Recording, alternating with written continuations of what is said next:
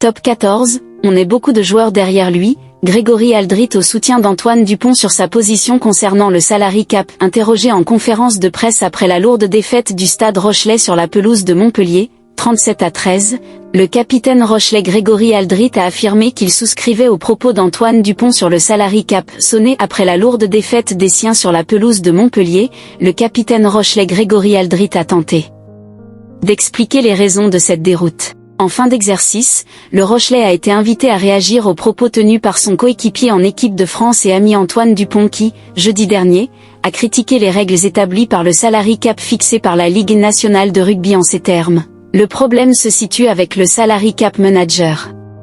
En fait, nous n'avons pas toujours la liberté de nos contrats d'image individuels. Ça va être un peu notre combat des prochains mois, j'espère. Quand on lui demanda donc s'il partageait la position de son ami, Grégory Aldrit a répondu par l'affirmative, « Oui, je partage son avis », sans plus de commentaires.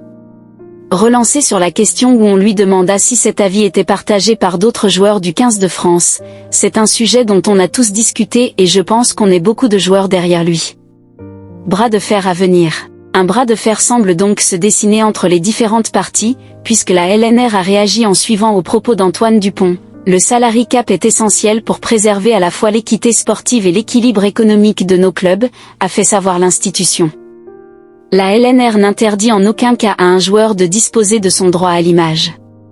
Ce qui est prévu, c'est que les contrats conclus avec une entreprise partenaire du club soient déclarés dans le salary cap par les clubs.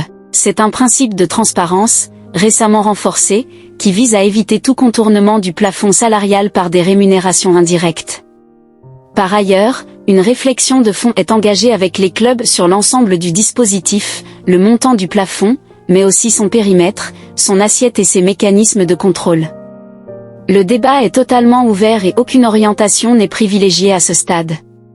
Il est légitime que ces perspectives d'évolution suscitent des interrogations. Comme toujours, les joueurs, par l'intermédiaire de leur syndicat Proval, seront pleinement associés à ce travail. Si des propositions d'évolution émergent, elles seront soumises au comité directeur, dont Proval est membre, au début de l'année 2026, pour une mise en œuvre à partir de la saison 2026/2027 ou 2027/2028. Un sujet qui devrait donc animer les débats dans les semaines et mois à venir.